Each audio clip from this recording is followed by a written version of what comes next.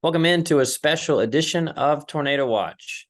This year, the NCAA is celebrating the 50th anniversary of Division II athletics. And over the next few months, we will be catching up with several former Tornado who racked up accomplishments since 2011, the year King transitioned to Division II. I'm your host, Chris Mangrum, and our guest today is Tanner Cook, a former member of King's men's cross-country program. Tanner, we appreciate you taking the time to chat with us. Hey Chris, how you doing? Thanks for having me. Doing great. Glad to chat with you today. Now, before we get into some of these accomplishments that you had here in your time at King, tell us a little bit about what you're up to these days. I'm with the Six Rivers Media LLC. That's the media company that owns the King Sport Times News, the John City Press, the Urban Record, the Jonesboro Herald and Tribune, and the Mountain City Tomahawk. Two daily newspapers, 6 days a week, and the others, the weekly newspapers that are in our surrounding area of Tri-Cities. I mainly work out of Kingsport. I'm the Southwest Virginia person. I'm from Southwest Virginia, so it's a natural transition for me. I'm doing everything from cross country to volleyball to track to cross country, all this other stuff, basketball, anything you can think of. I've probably covered it. Well, you spoke of your roots in Southwest Virginia. You attended Abingdon High School before coming to King. You decided to stay close to home to compete for the Tornado. What led to your decision to stay close to home? Well, the coach Peter Dalton at the time was a great guy. I still talk with him, every now and again. He's at Tennessee Tech right now. But King was never really a thought. Like my junior year, I wasn't really on the radar for any collegiate stuff. I had decent times in cross, but my track credentials really lacked, and that's really kind of what the collegiate coaches looked at. But I had a breakthrough my senior year, and King was really the only ones that got on board. And I talked with Coach Dalton. We hit it off. And I decided, it's probably better for me to stay close to home. I was a homebody at the time. I really wasn't independent. I hadn't figured it out yet. But I just loved the area. And I knew that if I was going to be successful, I was going to need to stay close to home and be at King. And that's pretty much why I chose King. I enjoyed my time very much. It was a lot of fun, a lot of change through my career, but you had to learn to adapt with it. Well, the cross country program qualified for back-to-back appearances in the Division II national championships in 2012 and 13, which you were a part of. Tell us about the experience of getting to compete in nationals in your freshman year.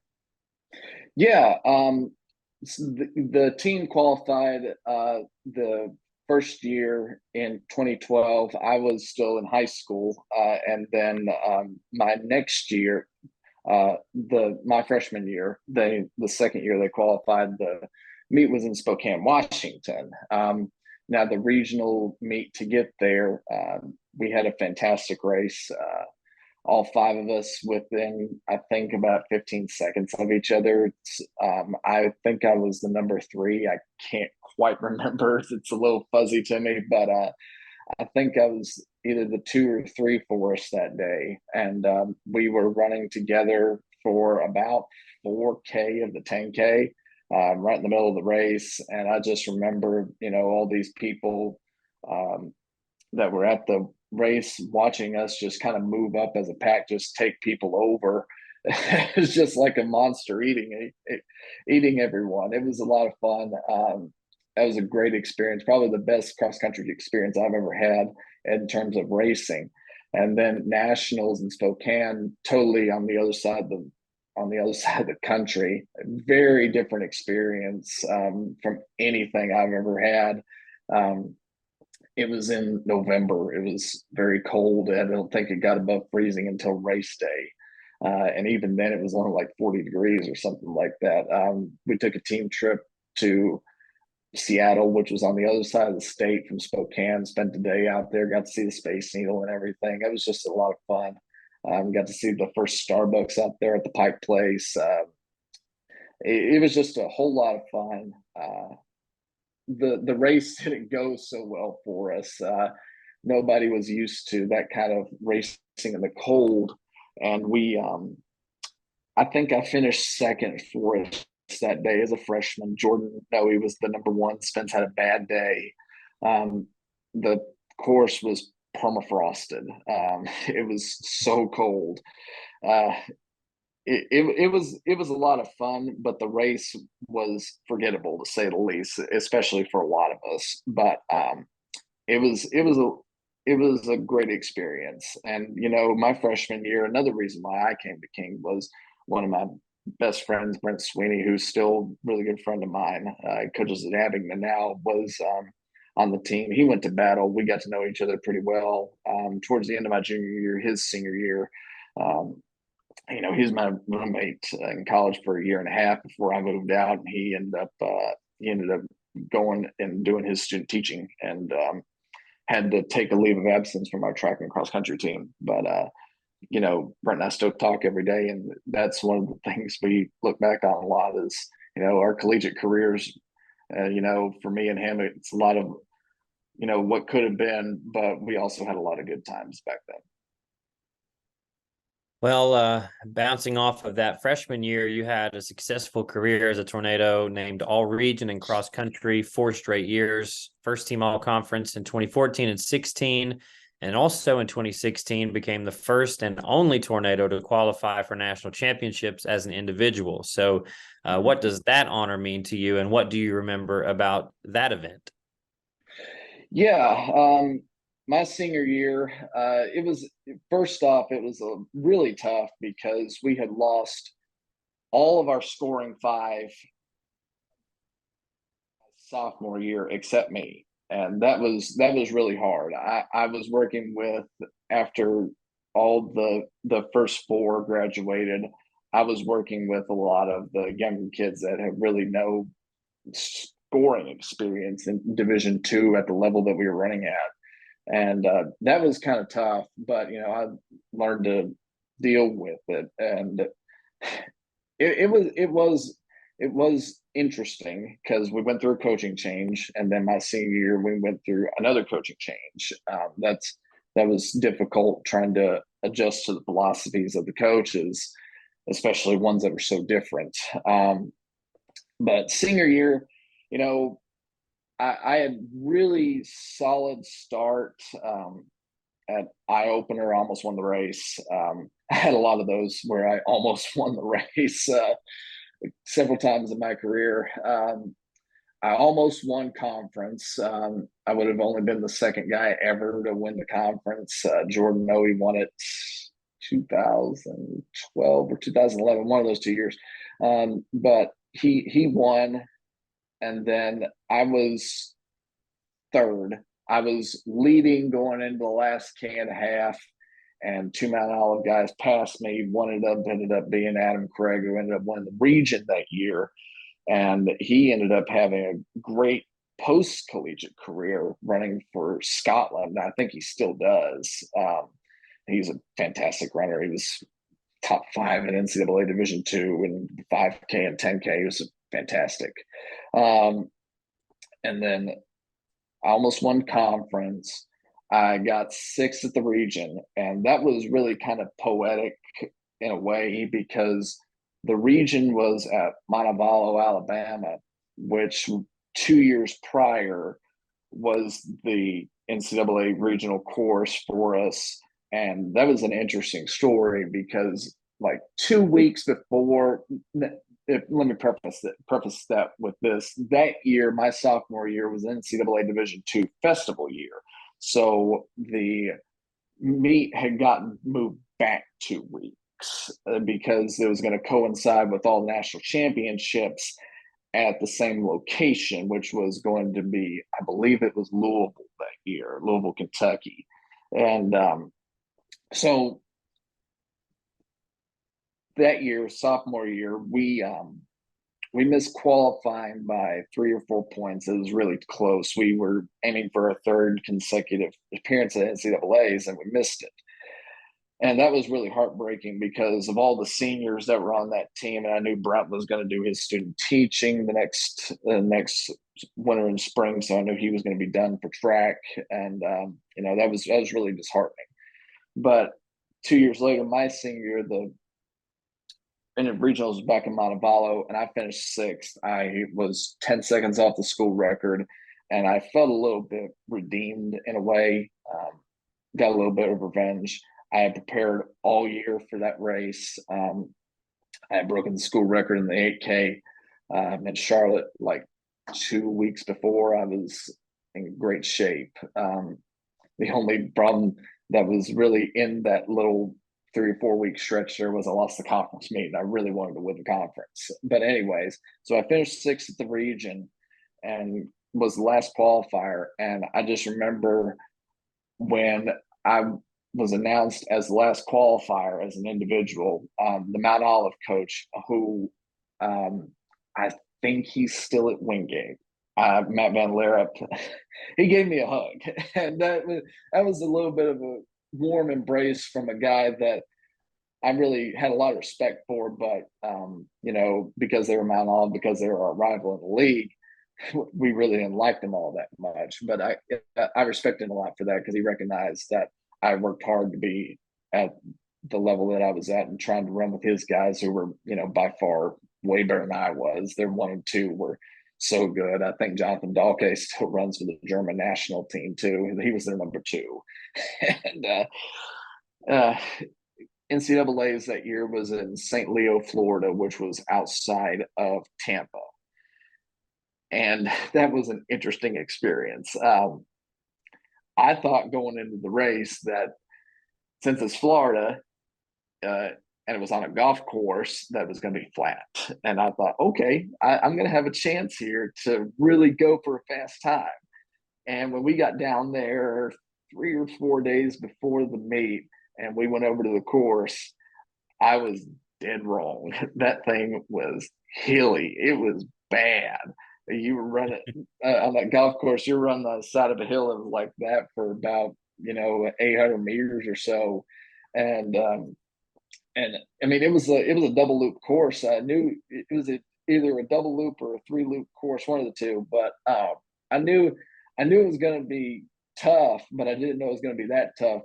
400 meters into the race, or 200 meters, you're going up a hill. It's like that. It was a brutal course. I don't know who designed it, but they were cruel. And I just remember from the race that was Adams was still really good. Adams State, that is, from Alamosa, Colorado, and Mines was getting really, really good at the time. They're still really good. Adams isn't as good as they were, but they're still pretty good. But that was Sidney Gettebooty's freshman year. He ended up running professionally, I think, for either Adidas, New Balance, or Nike, one of the big shoe brands. But anyway, that was his freshman year. And I remember him going out, and he was way ahead of the field at a K. And he was by far the best runner in that race. I remember I was in the back, the first mile, and I ran like 4:48 or something like that. It was fast. And through 3K, I PR'd through 3K. I think I ran like 8:48, 8:46 or something like that. It was something fast. But I was gassed after that first loop, and I was in the back. I think I ended up finishing over 100. That's only like the maybe a handful of times ever, cross track road racing that over 100 people have beaten me in a race. And I've ran a lot of races, and I've ran in a lot of big races, and that's like one of only like 2 or 3 times that over 100 people have beat me in the race. But NCAA's my senior year was a lot of fun. It was just me and my 2 coaches. We had a lot of great bonding time during that time. We got to go to the Busch Gardens there in Tampa. That was a lot of fun.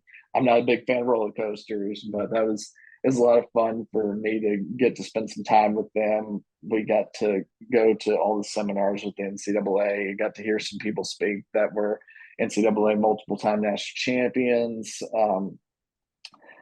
Again, at the seminar before the meet, got to eat some really good food, got to go to a lot of these different places that I had never been before. I wish I had a better race, but that's just part of it. NCAA's it's a different level. It's a lot of fun, but it's a totally different level. Let's shift gears quickly to track and field.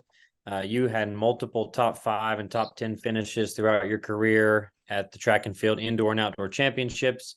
You were named men's outdoor track and field scholar athlete of the year in 2017. Obviously, one of the big pieces of news around campus is the soon to be completion of the new track and field complex here on campus. And we just wanted to get your thoughts on what that will mean for the future of these programs that you were once a part of. Yeah, it's going to be a huge draw for the recruits. It's right on campus. It's where the old golf driving range is. Even going back, it's where the old golf course used to be. It's going to be a big draw. It looks like a great facility. I know that when I was there, I would have killed for a track. We used to go over to Tennessee High about 2-3 times a week to get our track workouts in, and we have to be running with the high schoolers. And not that there was anything wrong with that, but it was just something that kind of was a little bit inconvenient for us. That I know it was only like 5 to 6 minutes away, just down the road, but it just didn't feel like home. And the Tennessee High track was kind of beat up. It hadn't been resurfaced in many, many, many years. And now that King's getting their own track and field facility, it's going to be fantastic. They can host conference meets. They can actually make money. It'll be a huge draw for recruits. It'll be something that the community can gather around, and it's be something that can really be a good foundation for building the program back up to where it once was. And my track career wasn't nearly as decorated as it should have been. I was not a good track runner. I never was, and never have been, never will be. I had some good times. I had some good races, mostly indoors, which was odd because I didn't like indoors. But I made all conference. I know, including cross, like 13 of 16 times I scored. So it was a lot of fun. We never won the conference. We finished second 3 times in men's cross country. I think they won indoors the year before I got there. So it was a good building process. Got to go to a lot of fun places. Got to go to a lot of cool meets. I wish we would have done more, but looking back on it now, it was still a great experience. I love my time at King running. It was a lot of fun. Well, as we wrap up here, of course, you probably know this, but you still hold the school record for the fastest 8K at 24 minutes and 58 seconds. And I was just curious if you could beat that today. No. As that old country song goes, I ain't as good as I once was, but I'm as good once as I ever was. It still means a lot that I hold that school record. I'm still the only 4-time all-region performer. And I think me and Spence are the only 3-time all-conference performers. I think he has one more first-team all-conference than I do. But to be 4 times all-region, to me, almost means more, because you have to, at the region meet, you got to show up on that day. It's not one of those things where, like when I got the school record, I knew that I was going to get it. Probably 2 or 3 weeks before I got it. It was just a matter of time, and it was the matter of getting the right day. What was actually kind of funny about that race was we really didn't know that race was going to happen, because it was in Charlotte, and that was when one of those hurricanes was coming through, and there was a lot of meets around the Southeast that were being canceled, like that Friday, that Saturday, because of the impending rain. Well, Charlotte was kind of the holdout, and the Thursday came and we didn't hear anything. Friday morning came, we didn't hear anything, so we went. And I was really excited because I raced McAlpine to that point.